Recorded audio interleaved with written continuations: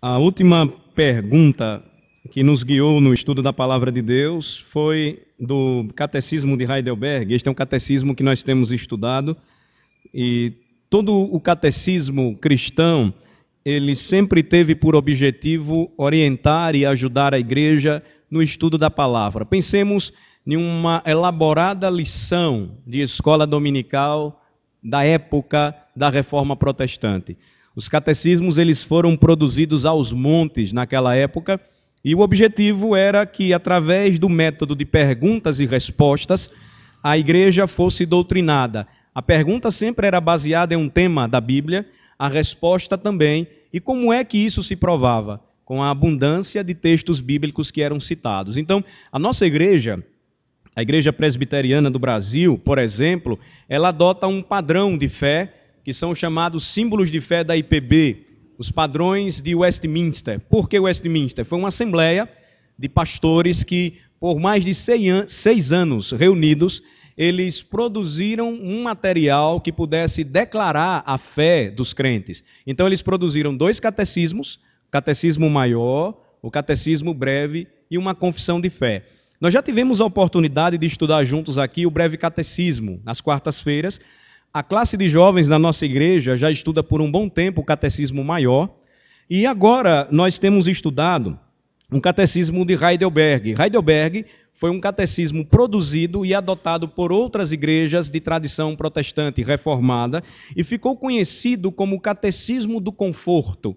Por quê? Porque ele trazia a doutrina da palavra de Deus, o ensino da palavra de Deus, com uma profunda convicção de que, pela palavra de Cristo, os crentes seriam confortados naquele período de grande dificuldade, um período de grande perseguição.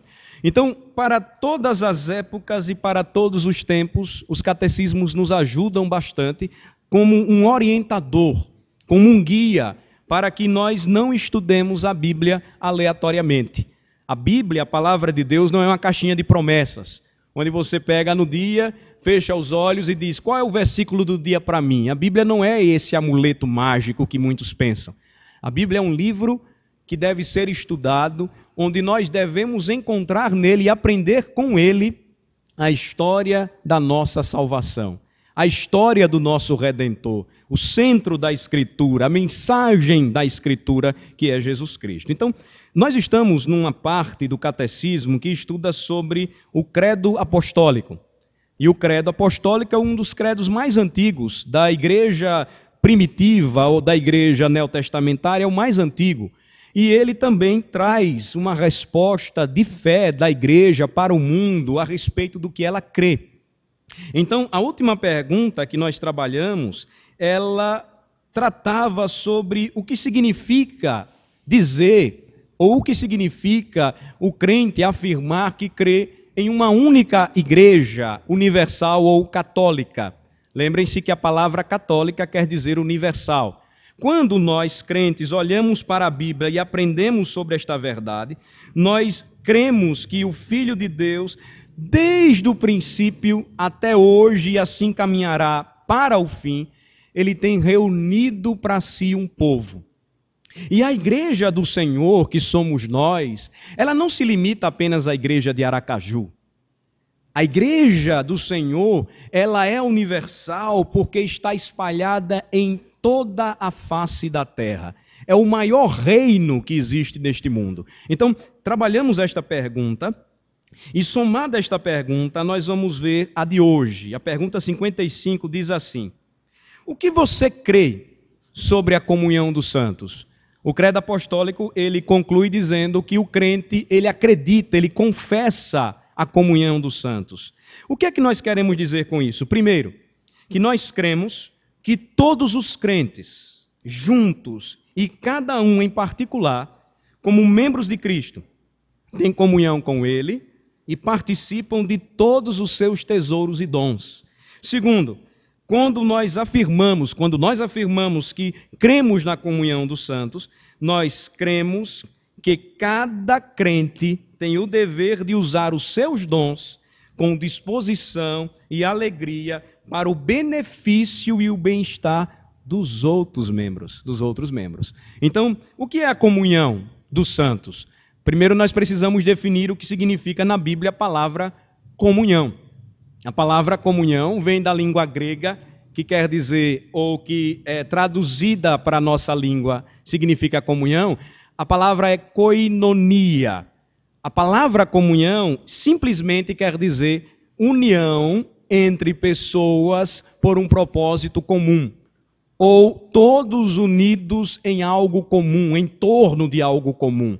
Por exemplo, quando nós afirmamos que temos comunhão com Cristo através dos seus sacramentos, quando nós afirmamos que o crente ele deve participar e receber a comunhão da mesa do Senhor, nós afirmamos que os crentes em Cristo, eles têm acesso a esta mesa do Senhor que lhe é comum.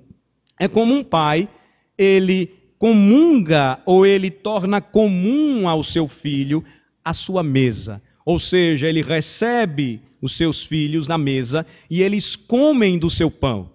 A comunhão dos santos, o que é que significa esta comunhão dos santos? Significa que em Cristo nós somos um só povo, um só corpo, um só coração. Então, quando nós pensamos em comunhão e quando nós afirmamos que cremos na comunhão dos santos, que aqui são os crentes, lembrem-se, a palavra santo na Bíblia quer dizer separado. Eu sou santo. Vocês são santos, não porque somos perfeitos, canonizados e foram criadas imagens para que as pessoas nos adorem, não. Santos em Cristo continuam sendo pecadores preparados por Ele para o céu. Santos em Cristo são aqueles que fazem parte do seu povo e seus filhos, porque Deus fez um pacto com eles. Então, a comunhão dos santos é a comunhão dos crentes. É compartilhar juntos, na mesma fé, do mesmo amor, dos dons que nós recebemos para distribuir bênçãos ou para servir ao nosso próximo. Vejam só, as passagens bíblicas específicas que nos ensinam sobre esta verdade. Romanos capítulo 8, versículo 32. Vamos localizar. Abra sua Bíblia na carta aos Romanos, capítulo de número 8, versículo 32.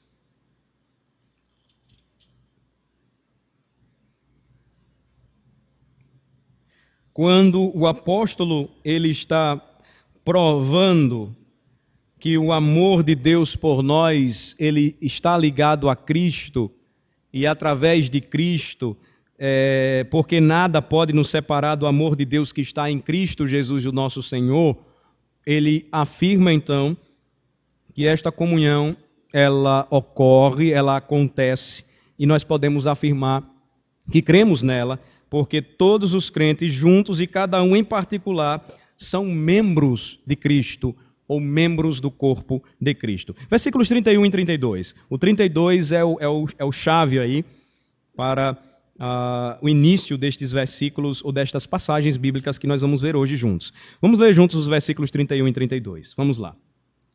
Que diremos, pois, à vista destas coisas? Se Deus é por nós, quem será contra nós? Aquele que não poupou o seu próprio filho, antes por todos nós o entregou, porventura não nos dará graciosamente com ele todas as coisas? Então, em Cristo, nós somos membros do povo do Senhor. Fazemos parte da igreja do Senhor. Em Cristo, nós temos comunhão com Deus e comunhão com Ele, o nosso Redentor. Em Cristo, nós temos participação de todos os seus tesouros e dons. Notem para o versículo de número 32, diz assim: aquele que não poupou o seu próprio filho, antes por todos nós o entregou, porventura não nos dará graciosamente com ele todas as coisas? Então, a nossa união com Cristo nos proporciona acesso aos tesouros celestiais. A nossa comunhão com Cristo nos torna cidadãos do reino dos céus e muito mais ricos do que o homem mais rico deste mundo. A grande questão, irmãos, está em entendermos o que é mais valioso para o Senhor e o que muitas vezes significa algo mais valioso para a gente, para nós. Aí está a grande diferença. Se o reino dos céus, do qual eu sou cidadão, do qual eu sou participante dos tesouros celestiais, do qual eu participo e tenho comunhão, do qual tenho acesso à mesa do Senhor, se o reino de Cristo é aquilo que é mais valioso para mim nesta terra, nada que eu venha a ter, a possuir neste mundo, se tornará maior do que este digno presente, do que este digno título que eu recebi por pura graça, ser considerado cidadão da pátria celestial.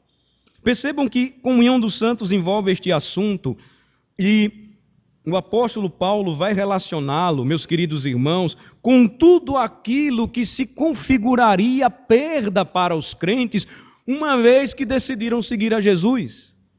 Olhem só a continuação comigo do capítulo 8. Primeiro versículo 33 diz assim: quem tentará acusação contra os eleitos de Deus? É Deus quem os justifica. Quem os condenará? É Cristo Jesus quem morreu, ou antes quem ressuscitou, o qual está à direita de Deus e também intercede por nós. E aí ele prossegue: quem nos separará do amor de Cristo? Tribulação, angústia, perseguição, fome, nudez, perigo, espada. Ser cidadão do reino dos céus é considerar tudo isso menor, muito menor do que sofrer porque você faz parte de um reino valioso e você serve ao Senhor Jesus Cristo, o Senhor de toda a terra, de toda a terra. Então, eu creio que todos os crentes, não somente eu, todos nós juntos e cada um em particular, como membros de Cristo, têm comunhão com Ele e participam de todos os seus tesouros e dons. Certa vez, falando sobre a Santa Ceia, eu afirmei que a Santa Ceia do Senhor era o banquete mais delicioso, o melhor banquete que um homem nesta terra poderia participar. Aí você pode me perguntar, mas pastor, são apenas pedaços de pães, de um pão comum de cada dia, e são apenas cálices onde tem o suco da videira, da uva. Eu sei, pela lógica, que existem pratos mais gostosos, mais saborosos e muito mais caros, pratos estes que talvez jamais muitos de nós nunca comeremos, que são valiosíssimos para os homens desta terra, mas só podem perceber, entender o significado desta afirmação aqueles que percebem também como é importante e como é algo valioso ter comunhão com o corpo de Jesus Cristo. A mesa do Senhor, que é enxergada como algo muito simples para o mundo, se torna o banquete mais rico para os crentes. Se torna o banquete mais delicioso para o cristão. Significa que ele se alimenta de Cristo pela fé. Pão e vinho são símbolos, sinais, não mudam sua substância, continua sendo pão, continua sendo vinho, mas quando apropriados e comidos pela fé, se tornam algo saboroso, porque o sabor que nós sentimos é o sabor do céu, é o gosto daquilo que nós experimentaremos por toda a eternidade.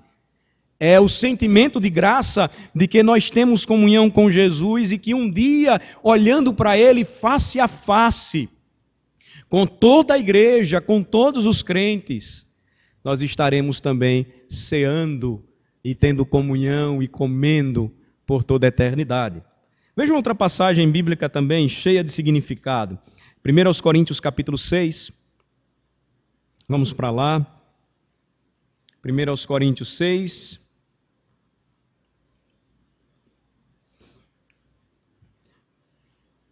A partir do versículo de número 12.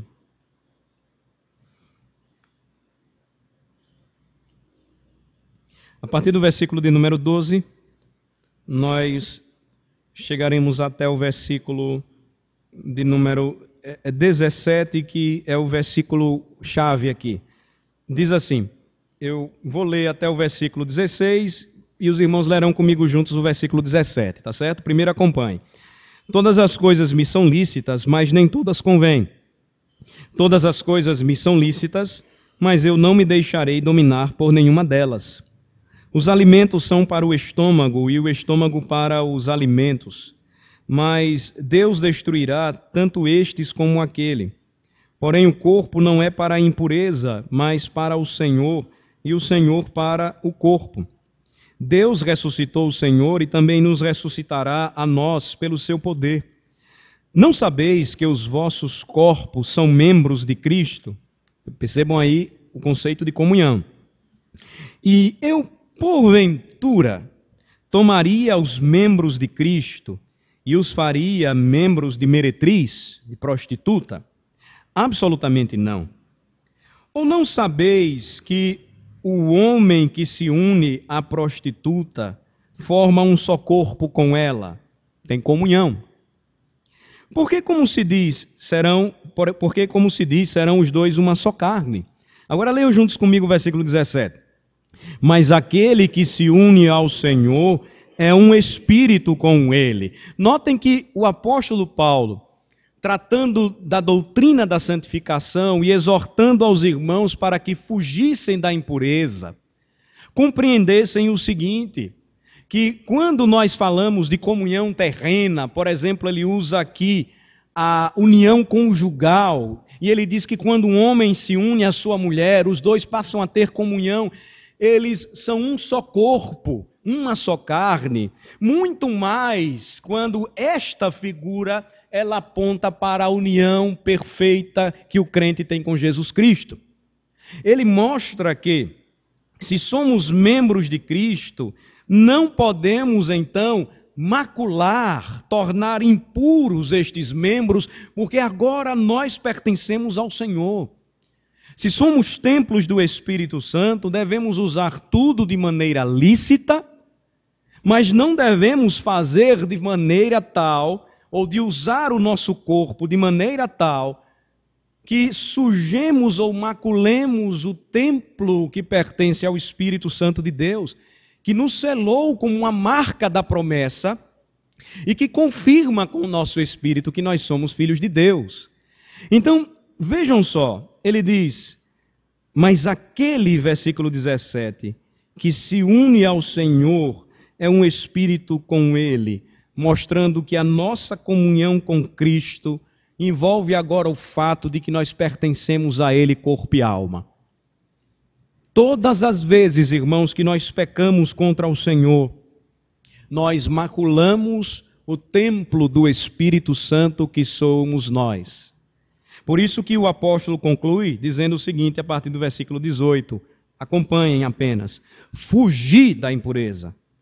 Qualquer outro pecado que uma pessoa cometer é fora do corpo, mas aquele que pratica a imoralidade peca contra o próprio corpo. Então, quando pecamos, já transgredimos a lei de Deus. Quando pecamos contra o nosso próprio corpo, nós então maculamos o templo do Espírito Santo, que somos nós, e unidos ao Senhor, nós somos um espírito com Ele.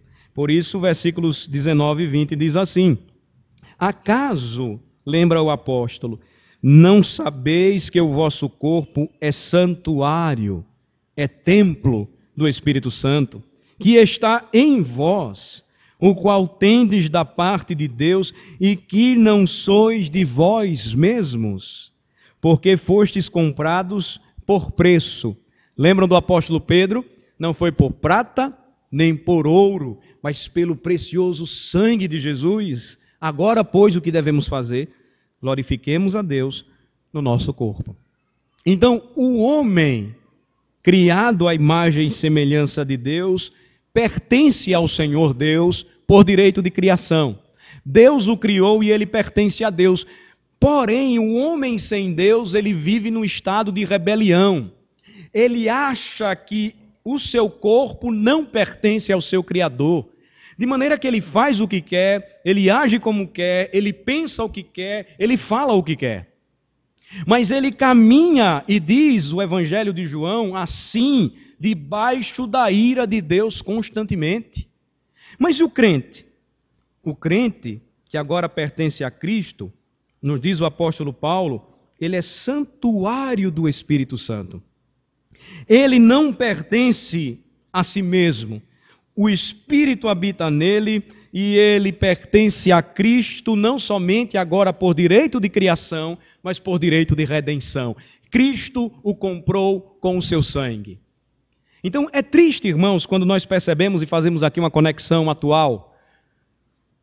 É triste quando nós percebemos e traz certamente um sentimento de revolta e indignação santas, quando nós olhamos os nossos impostos todo ano sendo gastos com uma festa em nossa cidade, que vai promover apenas a maculação, a sujeira, a destruição de corpos, de pessoas, de vidas e de almas que pertencem a Deus. Então, toda vez que o homem utiliza o seu corpo, a sua carne, para extravasar toda a sua sensualidade caída, o que ele está fazendo? Ele está demonstrando toda a sua revolta e rebeldia e dizendo: este corpo não pertence ao Senhor. Eu faço com ele o que eu quiser. Mas vejam que o comportamento cristão, então o procedimento cristão em santidade, ele é diferente. Porque o crente, ele tem comunhão com Cristo, e porque ele tem comunhão com ele é participante de tudo, inclusive da bênção e da graça de ser habitação do próprio Espírito Santo de Deus. Caminhe um pouco mais comigo e vejam o capítulo 12, capítulo de número 12, versículos de 4 a 7. Olhem só que interessante. Caminhamos um pouco mais. Na mesma carta, o apóstolo Paulo, ele não somente advertiu, admoestou os crentes em Corinto para que santificassem seus corpos para Cristo, mas também tirou dúvidas a respeito de diversos assuntos, como, por exemplo, o uso dos dons espirituais. Versículos de 4 a 7 do capítulo 12, vamos ler juntos, diz assim. Vamos começar. Ora, os dons são diversos, mas o Espírito é o mesmo. E também há diversidade nos serviços, mas o Senhor é o mesmo. E há diversidade nas realizações, mas o mesmo Deus é quem opera tudo em todos. A manifestação do Espírito é concedida a cada um, visando a um fim proveitoso. Então, os dons são diversos, mas o Espírito é o mesmo. As realizações na diversidade são muitas, mas é o mesmo Deus que opera tudo em todos. Então, somos participantes dos tesouros celestiais, somos participantes dos dons celestiais, mas nunca estes dons devem ser utilizados para benefício próprio. Por exemplo, pode alguém que tem o dom do ensino, o dom da pregação, beneficiar-se a si mesmo somente quando fala? Só se ele ficar a vida toda pregando para um espelho. Ou agora, ele ficar olhando para uma webcam ou uma filmadora e ficar olhando, olha como eu falo bem, como eu ensino bem, e fica ouvindo ele sempre, e somente para ele serve o que ele ensina. Não. Quem tem o dom de ensinar ou de pregar, ele deve usar para a finalidade proveitosa, que é abençoar o seu irmão. Desde a sua preparação, desde o momento em que ele entrega o estudo, que ele entrega o seu sermão, ele é abençoado pelo Senhor. E ao mesmo tempo, ele, muito mais do que isso, distribuindo esse dom, ele vai edificar os santos. Ele vai fortalecer a igreja. Mas se ele guarda isso para si mesmo, ele então não vai utilizar o seu dom corretamente. Caminhe um pouco mais comigo, vejam versículos 12 e 13. Vejam só. O conceito de unidade orgânica da igreja é explicado a partir do versículo 12. Vamos ler os versículos 12 e 13. Vamos lá. Porque assim como o corpo é um e tem muitos membros, e todos os membros, sendo muitos, constituem um só corpo, assim também com respeito a Cristo. Pois em um só Espírito, todos nós fomos batizados em um corpo, quer judeus, quer gregos, quer escravos, quer livres, e a todos nós foi dado beber de um só Espírito. Então, eu sou membro da Igreja de Cristo, como você também é. E a Bíblia define, então, a Igreja de Cristo e usa uma figura muito fácil de se compreender como nós somos. A Bíblia diz que nós somos um corpo. A Bíblia diz que nós somos um corpo, a cabeça que coordena, que ordena, que dirige é única, esta cabeça é Jesus Cristo, e como corpo de Cristo, cada um de nós, como membros, temos uma função. Devemos usar os nossos dons para abençoar, para edificar os santos. Vejam o versículo 14, diz assim: porque também o corpo não é um só membro, mas muitos. E aí ele vai usar uma linguagem bem fácil. Se disser o pé, porque não sou mão, não sou do corpo, nem por isso deixa de ser do corpo. Se o ouvido disser, porque não sou olho, não sou do corpo, nem por isso deixa de o ser. Se todo o corpo fosse olho, onde estaria o ouvido? Se todo fosse ouvido, onde estaria o olfato?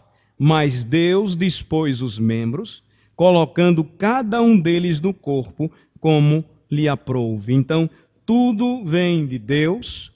Deus dirige, coordena, administra, distribui de maneira perfeita os dons, e cada um deve, então, descobrir-se e trabalhar e servir. A igreja não é um lugar, então, para eminências. A igreja não é um lugar, então, para pedestais, para altares, onde pessoas são colocadas e destacadas. A Escritura claramente diz que a quem honra, honra, e a honra é sincera, humilde, bíblica, a respeito de um irmão, ou com respeito a um irmão, não é nada pecaminoso. Não é pecado que nós honremos e reconheçamos os feitos e os serviços prestados, por exemplo, por um irmão que se dedicou a vida toda à obra do Senhor. Mas nunca devemos colocá-lo no lugar que pertence ao cabeça e que é Jesus Cristo. Então, não há lugar para aqueles que procuram posições de destaque na igreja, porque cada um tem a sua função, cada um tem a sua responsabilidade, o Senhor é quem concede e distribui os dons, e os dons sempre envolverão serviço.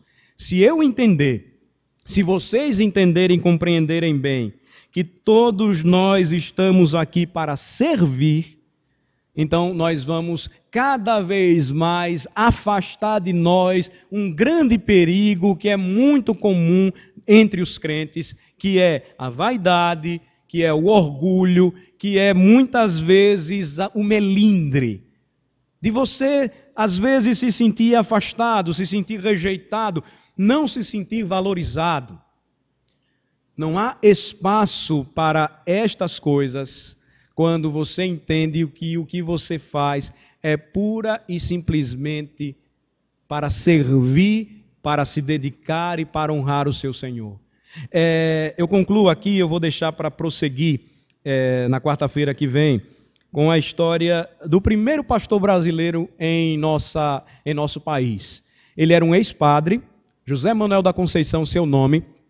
Quando ele conheceu o Evangelho, através do estudo da Bíblia e depois do contato com os missionários presbiterianos aqui no Brasil, inclusive um deles, aquele que nos ajudou a organizar a igreja aqui, a igreja de Aracaju, isso lá em São Paulo, interior de São Paulo, José Manuel da Conceição saiu pregando o evangelho por tudo que era lugar. E a história conta que, se não fosse um conhecido dele em um hospital que encontrou o seu corpo já lá, ele morreu na estrada já de tanto viajar e pregar, de viajar e pregar, Zé Manuel da Conceição ia ser enterrado como indigente, porque ninguém o conhecia, poucos sabiam, ele não tinha ou não buscava as honras e os destaques que muitos hoje buscam.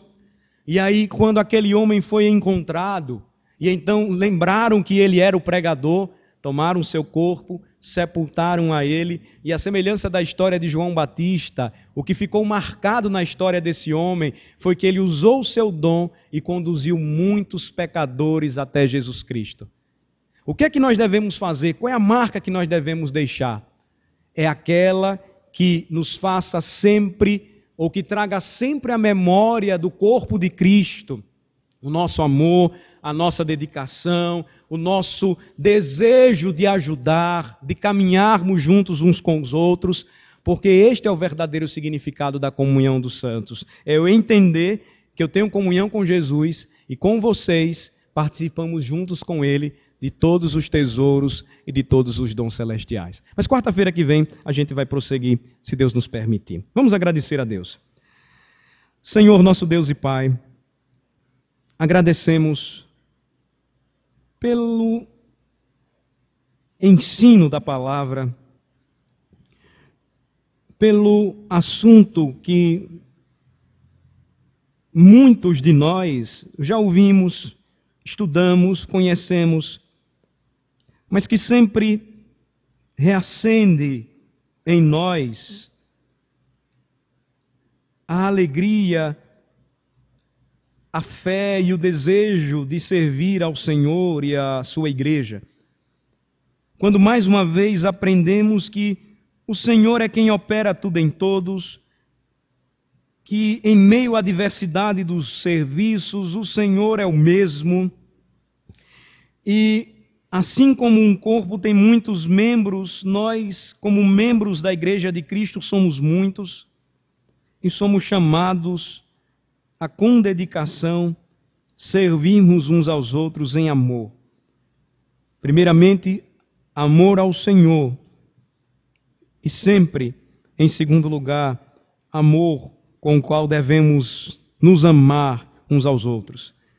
Abençoa, Senhor, o teu povo, e à medida em que, mais uma vez, aprendemos por que nós cremos nesta comunhão maravilhosa, que sejamos animados e encorajados a servir ao Senhor, sabendo que no Senhor o nosso trabalho jamais será em vão, e que jamais procuraremos a nossa própria honra, mas a honra de Cristo, e assim caminharemos servindo ao Senhor todas as vezes que servirmos a qualquer um dos teus pequeninos. Obrigado, Senhor, por Jesus, porque é por meio de Jesus que esta comunhão preciosa pode ser desfrutada por todos, e ela também é oferecida àqueles que aqui estão e que precisam, assim como nós, entender que não podem viver em rebelião e que não podem usar as suas vidas para o seu próprio prazer, mas que devem dedicar as suas vidas, corpo e alma, somente a Cristo, entregando suas vidas a Cristo, crendo nele e confessando-o como seu Senhor e Salvador. Nós agradecemos por este momento e te louvamos em nome de Jesus. Amém. Vamos, irmãos, orar. De dois em dois, façamos as nossas orações. Eu peço aos